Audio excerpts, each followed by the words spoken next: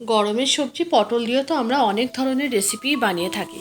আজকে আমি আপনাদের সাথে শেয়ার করব আলু দিয়ে পাকা পটলের ছেচকি।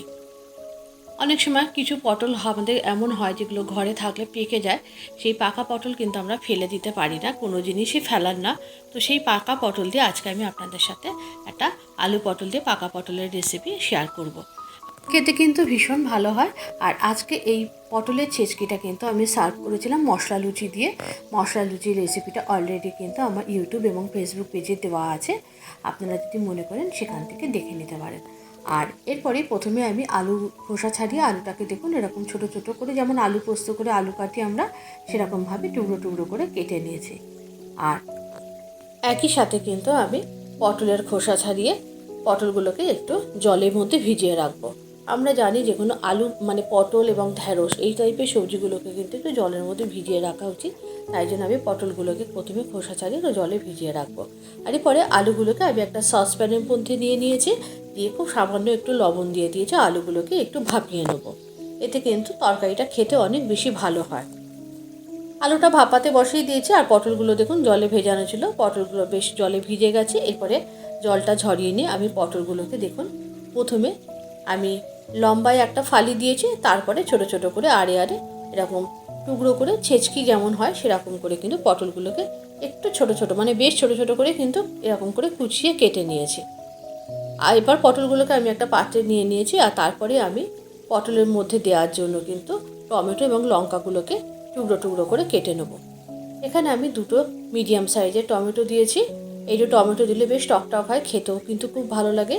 টমেটো টুকরো করে কেটে নেওয়ার পর আমি একই সাথে যতটুকু লঙ্কা লাগবে সেই লঙ্কাটাও কিন্তু আমি কেটে নিয়েছি, আপনারা ঝালটা একটু বুঝে দেবেন। এরপরে গ্যাসের উপর একটা আমি কড়াই বসিয়ে দিয়েছি, কড়ার মধ্যে দিয়ে দিয়েছি কিছুটা পরিমাণ সর্ষের তেল। রান্নাটা আমি সর্ষের তেলেই করব, সর্ষের তেলে করলে কিন্তু খেতে অনেক বেশি ভালো লাগে। তেলটা ভালো করে গরম হয়ে গেলে আমি এর মধ্যে দিয়ে দিয়েছি দুটো শুকনো লঙ্কা, আর তারপরেই দিয়ে দিয়েছি কিন্তু একটু পাঁচফোড়ন, আর একেবারেই দিয়ে দিয়েছি তারপরে টমেটো এবং কাঁচা লঙ্কা। টমেটো কাঁচা লঙ্কা পাঁচফোড়ন খুব ভালো করে একটুখানি নাড়াচাড়া করে, টমেটোটা মেনলি আমি একটুখানি সিদ্ধ করে একটু গলিয়ে নিয়েছি, তারপরেই এর মধ্যে দিয়ে দিয়েছে কিন্তু যে ভাপিয়ে নিয়ে রাখা আলুটা দিয়ে ভালো করে নাড়াচাড়া করে তার মধ্যে আমি দিয়ে দিয়েছি অল্প একটু লবণ এবং অল্প একটু হলুদ দিয়ে আলুটাকে বেশ মশলার সাথে কষিয়ে নিয়েছি। তারপরেই দিয়ে দিয়েছি এর মধ্যে পটলটা, আর পটলটা দিয়ে ভালো করে নাড়িয়ে চাড়িয়ে কিন্তু পটলটাকে আমি একদম ঢাকনা চাপা দিয়ে রেখে দিয়েছি এবং মিডিয়াম টু লো ফ্লেমে রান্না করতে হবে। এই পটল থেকে যে জলটা বেরোবে সেই জলে কিন্তু টোটাল ছেচকিটা রান্না হবে। কিছুটা পটল যখন সেদ্ধ হয়ে গেছে তখন আমি এর মধ্যে টেস্ট ব্যালেন্সের জন্য দিয়ে দিয়েছি চিনি। নিরামিষ রেসিপি অল্প একটু মিষ্টি মিষ্টি হলে কিন্তু খেতে ভালো লাগে। দেখুন পটল থেকে জল বেরিয়ে পটলটা কিন্তু বেশ সিদ্ধ হয়ে গেছে। আবারও আমি একটু নাড়িয়ে দিলাম, তারপরেও কিন্তু আমি আরও একবার ঢাকনা চাপা দিয়ে পটলটাকে আরেকটুখানি রান্না করে নিয়েছি, কেননা পটলটা সিদ্ধ হতে আরও একটু বাকি ছিল। এরপরে কিন্তু রান্নাটা একেবারেই রেডি। আমি কিন্তু এরপরে একটা প্লেটের মধ্যে এই পটল ছেচকিটাকে সার্ভ করে নেব। একদম গরম গরম ধোঁয়া ওঠা তরকারি, আর তার সাথে থাকবে কিন্তু ফুলকো ফুলকো লুচি।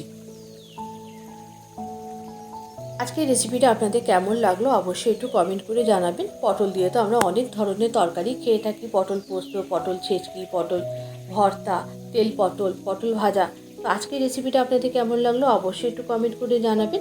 যদি ভালো লেগে থাকে অবশ্যই একটু লাইক করে দেবেন। আর আজকে সার্ভ করেছিলাম আমি মশলা লুচির সাথে।